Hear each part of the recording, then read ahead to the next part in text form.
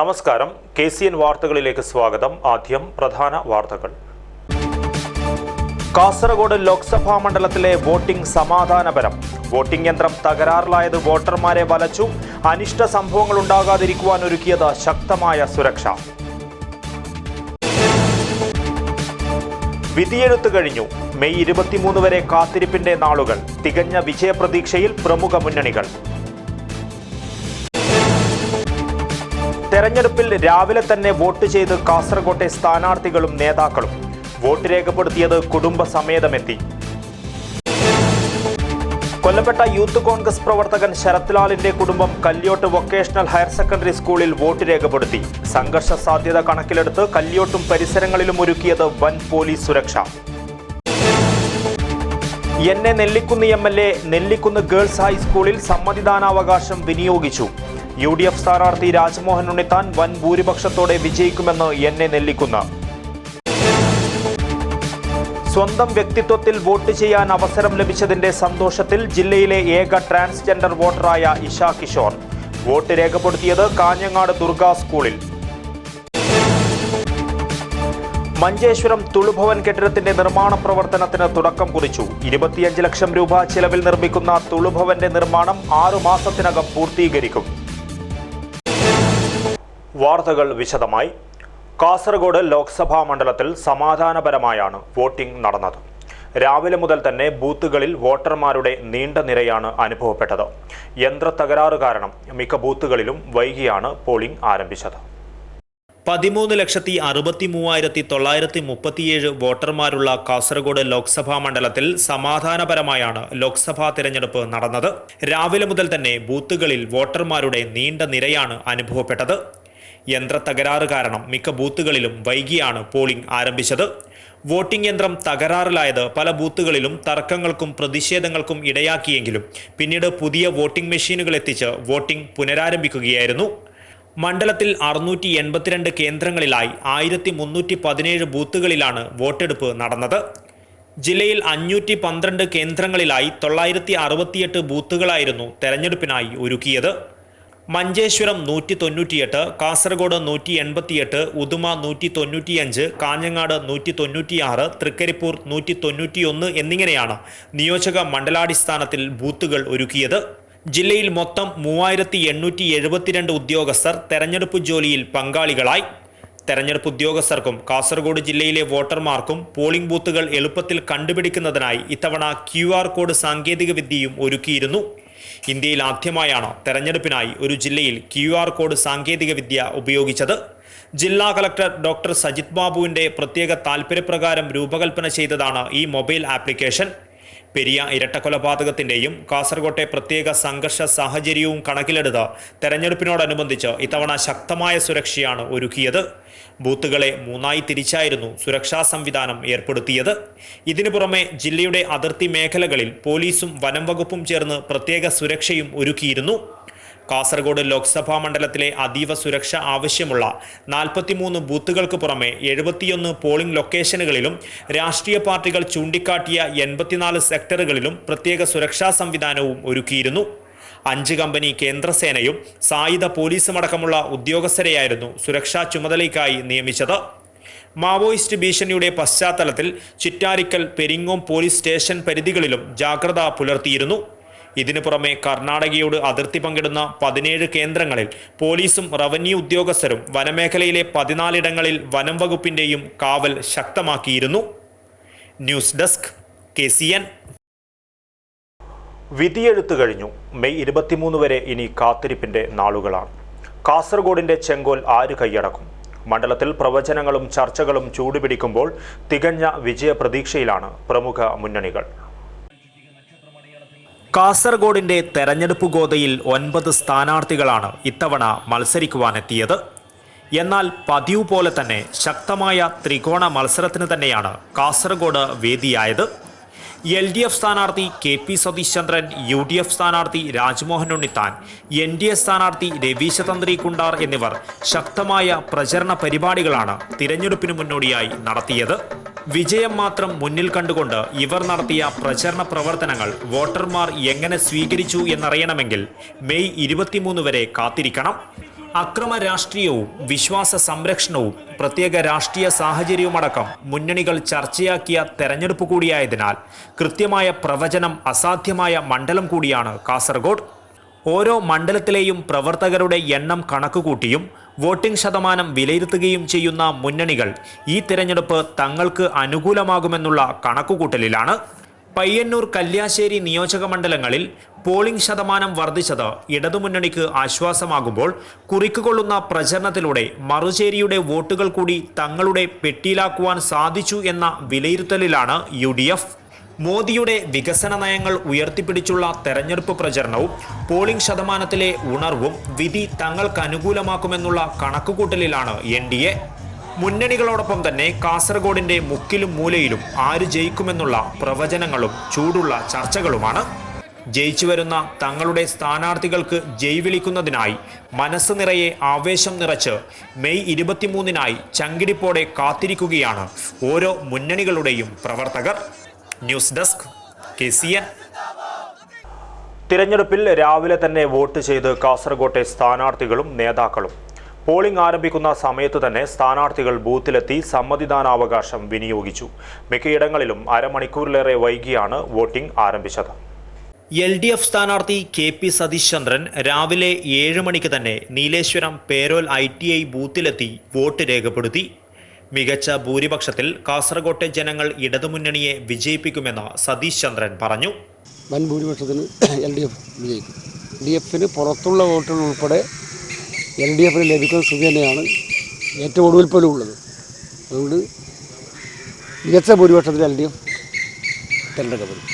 NDA സ്ഥാനാർത്ഥി രവീശ തന്ത്രി വീട്ടിനടുത്തുള്ള Kundar AUP സ്കൂളിലെ 175-ാം നമ്പർ ബൂത്തിൽ കുടുംബത്തോടൊപ്പം എത്തിയാണ് വോട്ട് രേഖപ്പെടുത്തിയത്. പുതിയ വോട്ടർമാർ NDAയ്ക്കൊപ്പം നിൽക്കുമെന്നും ഇത് അനുകൂലമാകുമെന്നും രവീശ തന്ത്രി പറഞ്ഞു.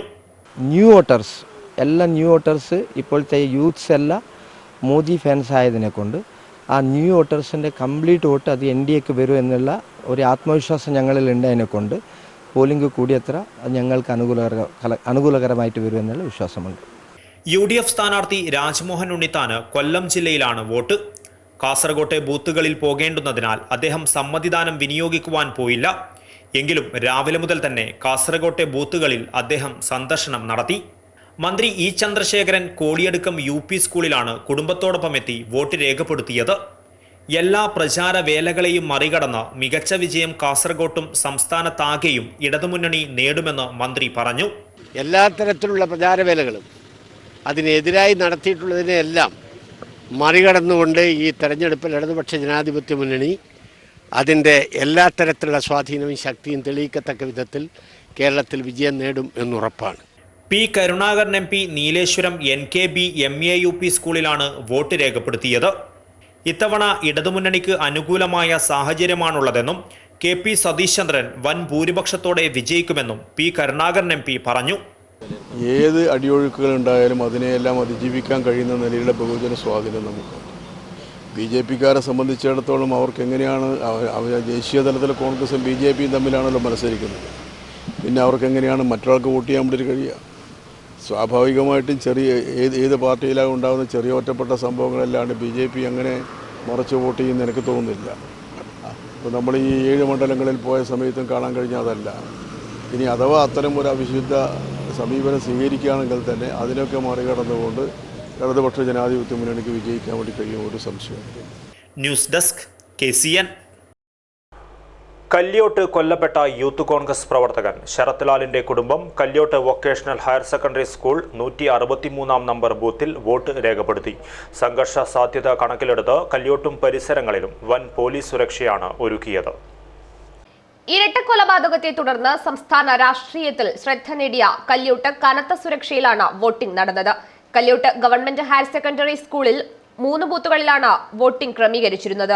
162, 163, 165 നമ്പർ ബൂത്തുകളിലായി 3000-ഓളം വോട്ടർമാരാണ് ഉള്ളത്. ഇവിടെ 163-ാം നമ്പർ ബൂത്തിൽ വോട്ടിംഗ് യന്ത്രത്തിലെ തകരാറ് മൂലം വോട്ടിംഗ് 3/4 മണിക്കൂറോളം വൈകിയാണ് ആരംഭിച്ചത്. കൊല്ലപ്പെട്ട ശരത് ലാലിന്റെ കുടുംബം 163-ാം നമ്പർ ബൂത്തിൽ രാവിലെ വോട്ട് രേഖപ്പെടുത്തി. കൃപേഷിന്റെ കുടുംബത്തിന് നേരത്തെ വീടില്ലാത്തതിനാൽ ഇവിടെ വോട്ട് ഉണ്ടായിരുന്നില്ല. കൃപേഷിന്റെ പിതാവ് കൃഷ്ണൻ കൂട്ടക്കന്നി സ്കൂളിൽ വോട്ട് രേഖപ്പെടുത്തി. കല്യോട്ടും പരിസര പ്രദേശങ്ങളും പൊതുവെ ശാന്തമാണ്. UDF ജില്ലാ കൺവീനർ A. ഗോവിന്ദൻ നായർ ഇവിടെ വോട്ട് രേഖപ്പെടുത്തി. സംഘർഷ സാധ്യത മുൻനിർത്തി കനത്ത സുരക്ഷയിലാണ് ഇവിടെ വോട്ടിംഗ് പുരോഗമിക്കുന്നത്. എന്നെ നെല്ലിക്കുന്ന് MLA നെല്ലിക്കുന്ന് ഗേൾസ് ഹൈസ്കൂളിൽ തന്റെ സമ്മതിദാനാവകാശം വിനിയോഗിച്ചു. UDF സ്ഥാനാർത്ഥി രാജ്മോഹൻ ഉണ്ണിത്താൻ വൻ ഭൂരിപക്ഷത്തോടെ വിജയിക്കുമെന്ന് അദ്ദേഹം പ്രതീക്ഷ പ്രകടിപ്പിച്ചു. കഴിഞ്ഞ ഒരു മാസത്തോളമായി UDF സ്ഥാനാർത്ഥി ശ്രീ രാജ്മോഹൻ ഉണ്ണിത്താൻ്റെ കൂടെ അദ്ദേഹത്തിൻ്റെ സാന്നിധ്യത്തിൽ അദ്ദേഹത്തിൻ്റെ കൂടെയും അദ്ദേഹം ഇല്ലാതെയും ഈ കാസർഗോഡ് പാർലമെൻറ്റ് മണ്ഡലത്തിലുടനീളം സഞ്ചരിച്ച് അദ്ദേഹത്തിൻ്റെ വിജയത്തിന് വേണ്ടി പ്രവർത്തിച്ച ഒരു പ്രവർത്തകൻ എന്ന നിലയിൽ വളരെ ചാരിതാർത്ഥ്യത്തോടെയാണ് ഞാനിപ്പോൾ എൻ്റെ സമ്മതിദാനാവകാശം രേഖപ്പെടുത്തിയത്. അപ്പോൾ ജനാധിപത്യം നിലനിർത്തുന്നതിനും മതേതരത്വം സംരക്ഷിക്കുന്നതിനും എൻ്റേതായ പങ്ക് ഞാൻ നിർവഹിച്ചു എന്ന സന്തോഷമാണ് എനിക്കുള്ളത്. തീർച്ചയായും എന്നെപ്പോലെ തന്നെ ഈ കാസർഗോഡ് പാർലമെൻറ്റ് മണ്ഡലത്തിലെ മുഴുവൻ ആളുകളും ഈ ഒരു ഉത്തരവാദിത്ത ബോധം നിർവഹിക്കും എന്നാണ് ഞാൻ പ്രതീക്ഷിക്കുന്നത്. സ്വന്തം വ്യക്തിത്വത്തിൽ വോട്ട് ചെയ്യാൻ അവസരം ലഭിച്ചതിൻ്റെ സന്തോഷത്തിലാണ് ജില്ലയിലെ ഏക ട്രാൻസ്ജെൻഡർ വോട്ടറായ ഇഷ കിഷോർ. കാഞ്ഞങ്ങാട് ദുർഗ ഹയർ സെക്കൻഡറി സ്കൂളിലാണ് ഇഷ വോട്ട് രേഖപ്പെടുത്തിയത്. പൊതു ഇടങ്ങളിൽ നിന്നും ഒറ്റപ്പെട്ട് മാറി നിൽക്കാതെ തെരഞ്ഞെടുപ്പ് പ്രക്രിയയുടെ ഭാഗമായി ട്രാൻസ്ജെൻഡർ എന്ന് രേഖപ്പെടുത്തിയ തിരിച്ചറിയൽ കാർഡുമായാണ് ഇത്തവണ ഇഷ കിഷോർ ബൂത്തിലെത്തിയത്. കാസർഗോഡ് ജില്ലയിൽ ട്രാൻസ്ജെൻഡർ വിഭാഗത്തിൽ വോട്ടവകാശം ലഭിച്ച ഏക വ്യക്തി കൂടിയാണ് ഇഷ. സ്വന്തം വ്യക്തിത്വത്തിൽ തനിക്ക് വോട്ട് ചെയ്യാൻ സാധിച്ചതിൽ അഭിമാനമുണ്ടെന്ന് ഇഷ കിഷോർ പറഞ്ഞു. തികച്ചും സമൂഹത്തിൻ്റെ മുഖ്യധാരയിലേക്ക് വരാനുള്ള ഒരു പാതയാണ് ഇതിലൂടെ തുറന്നു വന്നിട്ടുള്ളത്. പലപ്പോഴും നമ്മുടെ ഐഡൻറ്റിറ്റി പറയാൻ പറ്റുന്നൊരു സാഹചര്യം തീരെ ഉണ്ടായിരുന്നില്ല ഈ സമൂഹത്തിൽ. അപ്പം നമ്മുടെ വ്യക്തിത്വത്തോടു കൂടി നമ്മുടെ ലിംഗസത്വത്തോടു കൂടി തന്നെ വോട്ട് ചെയ്യാൻ പറ്റി എന്നുള്ളതാണ് ജീവിതത്തിലെ ഏറ്റവും അഭിമാനപരമായിട്ടുള്ള ഏറ്റവും സന്തോഷകരമായിട്ടുള്ളൊരു നിമിഷമാണിത്. അതുപോലെ തന്നെ ഇവിടെ മത്സരിക്കുന്ന പാർട്ടികളിൽ നിന്നൊക്കെ നമ്മൾ പ്രതീക്ഷിക്കുന്നത് നമ്മുടെ സമൂഹത്തിൻ്റെ ഒരു ഭാഗമായി കണ്ടുകൊണ്ട് തന്നെ നമ്മുടെ ക്ഷേമ പ്രവർത്തനങ്ങൾക്ക് വേണ്ടിയിട്ടുള്ള കാര്യങ്ങൾ ഇനി അങ്ങോട്ട് ഉണ്ടാവും എന്നുള്ളൊരു പ്രതീക്ഷയോട് കൂടി തന്നെയാണ് ഇന്ന് വോട്ട് രേഖപ്പെടുത്തിയിട്ടുള്ളതും. ഒരുപാട് സന്തോഷമുണ്ട്. കേരളത്തിലുടനീളം ഓരോ ജില്ലയിലും ഒന്നിൽ കൂടുതൽ ആൾക്കാരെങ്കിലും ഉണ്ട്. കാസർഗോഡ് ജില്ലയിൽ ഏകപ്പെട്ട ആളാണെങ്കിലും ഒരു അഭിമാനത്തോടു കൂടി തന്നെ പറയാൻ പറ്റുന്നുണ്ട് സ്വന്തം വ്യക്തിത്വത്തോടു കൂടി വോട്ട് ചെയ്യാൻ പറ്റിയെന്നുള്ളത്. ട്രാൻസ്ജെൻഡർ സംഘടനയായ ക്ഷേമയുടെ ജില്ലാ പ്രസിഡന്റ് കൂടിയായ Isha Kishore DYFI Hosdurg east committee joint സെക്രട്ടറിയും കാഞ്ഞങ്ങാട് ബ്ലോക്ക് കമ്മിറ്റി അംഗവുമാണ്. ആരാലും മാറ്റി നിർത്തപ്പെടുന്നില്ലെന്നതും തെരഞ്ഞെടുപ്പ് പ്രക്രിയയിൽ പോലും സ്വന്തം വ്യക്തിത്വം അംഗീകരിക്കപ്പെട്ടതിന്റെയും സന്തോഷത്തിലാണ് ഇഷയുൾപ്പെടുന്ന ട്രാൻസ്ജെൻഡർ സമൂഹം. വാർത്തകൾ തുടരുന്നു. അടുക്കത്ത് ബയൽ അർജാൽ ധൂമാവതി ദൈവസ്ഥാനത്തിലെ ധൂമാവതി ദൈവത്തിന്റെ ധർമ്മ നേമോത്സവം ഭക്തിസാന്ദ്രമായ അന്തരീക്ഷത്തിൽ നടന്നു. 2 ദിവസങ്ങളിലായി നടന്ന നേമോത്സവത്തിൽ നിരവധി ഭക്തർ പങ്കെടുത്തു. ഗണപതി ഹോമത്തോടുകൂടിയാണ് ശ്രീ ധൂമാവതി ദൈവത്തിന്റെ ധർമ്മ നേമോത്സവത്തിന് തുടക്കമായത്. ഉത്സവത്തിന്റെ ഭാഗമായി ഗുളികന്റെ കോലം കെട്ടിയാടൽ, മറ്റ് ഉപദൈവങ്ങളുടെ ഉത്സവവും അർജാൽ ഗോളിത്തടിയിൽ 1-40 തെയ്യങ്ങളുടെ കോലം കെട്ടിയാടിയൽ തുടങ്ങിയവ നടന്നു.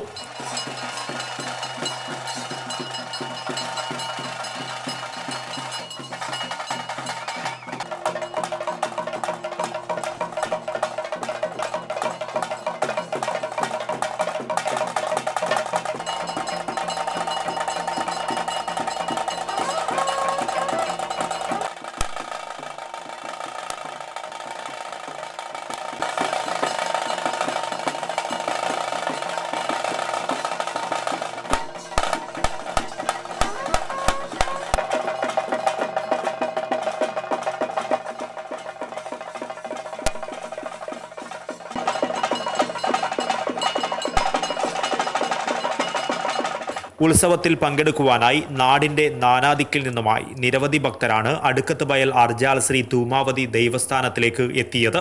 ഉത്സവത്തിന്റെ ഭാഗമായി പ്രത്യേക പൂജകളും വഴിപാടുകളും നടന്നു.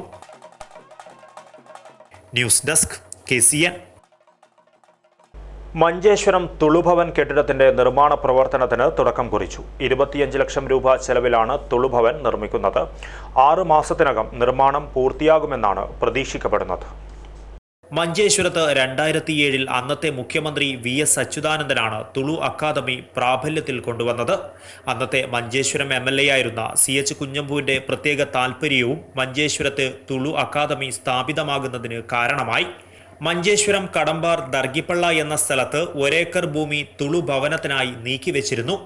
അതിനുശേഷം 11 വർഷങ്ങൾ ഇതിന്റെ യാതൊരു പ്രവർത്തനവുമില്ലാതെ സ്തംഭിച്ചിരുന്നു.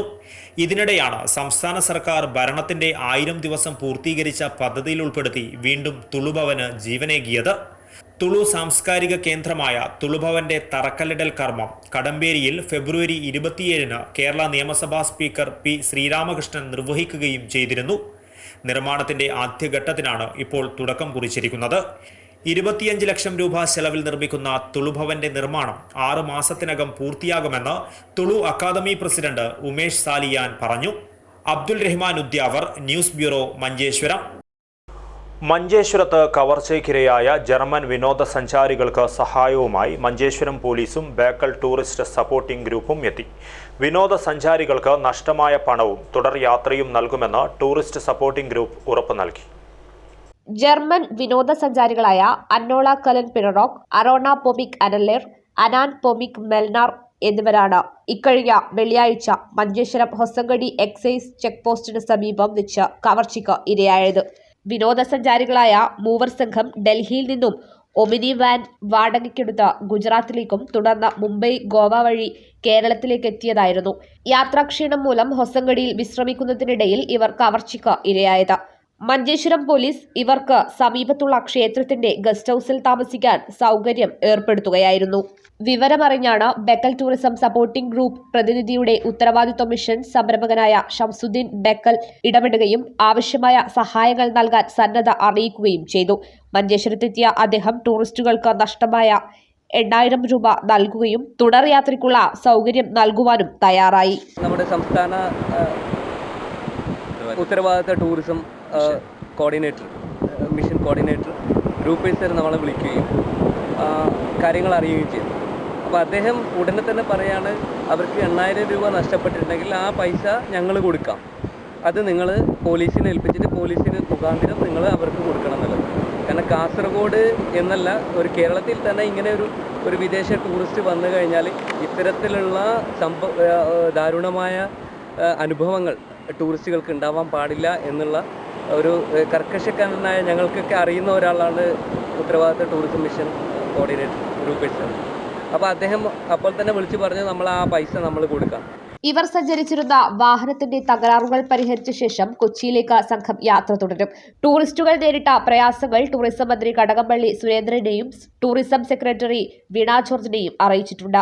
അന്വേഷണം നടത്തി കുറ്റക്കാർക്കെതിരെ നടപടിയെടുക്കുമെന്ന് മന്ത്രി ഉറപ്പു നൽകിയിട്ടുണ്ട്. പ്രധാന വാർത്തകൾ ഒരിക്കൽ കൂടി. കാസർഗോഡ് ലോക്സഭാ മണ്ഡലത്തിലെ വോട്ടിംഗ് സമാധാനപരം. വോട്ടിംഗ് യന്ത്രം തകരാറിലായത് വോട്ടർമാരെ വലച്ചു. അനിഷ്ട സംഭവങ്ങൾ ഉണ്ടാകാതിരിക്കുവാൻ ഒരുക്കിയത് ശക്തമായ സുരക്ഷ. വിധിയെഴുത്ത് കഴിഞ്ഞു. മെയ് 23 വരെ കാത്തിരിപ്പിന്റെ നാളുകൾ. തികഞ്ഞ വിജയപ്രതീക്ഷയിൽ പ്രമുഖ മുന്നണികൾ. തെരഞ്ഞെടുപ്പിൽ രാവിലെ തന്നെ വോട്ട് ചെയ്ത് കാസർകോട്ടെ സ്ഥാനാർത്ഥികളും നേതാക്കളും. വോട്ട് രേഖപ്പെടുത്തിയത് കുടുംബസമേതമെത്തി. കൊല്ലപ്പെട്ട യൂത്ത് കോൺഗ്രസ് പ്രവർത്തകൻ ശരത്ലാലിന്റെ കുടുംബം കല്യോട്ട് വൊക്കേഷണൽ ഹയർ സെക്കൻഡറി സ്കൂളിൽ വോട്ട് രേഖപ്പെടുത്തി. സംഘർഷ സാധ്യത കണക്കിലെടുത്ത് കല്യോട്ടും പരിസരങ്ങളിലും ഒരുക്കിയത് വൻ പോലീസ് സുരക്ഷ. എന്നെ നെല്ലിക്കുന്ന് MLA നെല്ലിക്കുന്ന് ഗേൾസ് ഹൈസ്കൂളിൽ സമ്മതിദാനാവകാശം വിനിയോഗിച്ചു. UDF സ്ഥാനാർത്ഥി രാജ്മോഹൻ ഉണ്ണിത്താൻ വൻ ഭൂരിപക്ഷത്തോടെ വിജയിക്കുമെന്ന് എന്നെ നെല്ലിക്കുന്ന്. സ്വന്തം വ്യക്തിത്വത്തിൽ വോട്ട് ചെയ്യാൻ അവസരം ലഭിച്ചതിന്റെ സന്തോഷത്തിൽ ജില്ലയിലെ ഏക ട്രാൻസ്ജെൻഡർ വോട്ടറായ ഇഷ കിഷോർ. വോട്ട് രേഖപ്പെടുത്തിയത് കാഞ്ഞങ്ങാട് ദുർഗ സ്കൂളിൽ. മഞ്ചേശ്വരം തുളുഭവൻ കെട്ടിടത്തിന്റെ നിർമ്മാണ പ്രവർത്തനത്തിന് തുടക്കം കുറിച്ചു. 25 ലക്ഷം രൂപ ചിലവിൽ നിർമ്മിക്കുന്ന തുളുഭവന്റെ നിർമ്മാണം 6 മാസത്തിനകം പൂർത്തീകരിക്കും. ഇതോടെ KCN മലയാളം വാർത്തകൾ കഴിഞ്ഞു. നമസ്കാരം.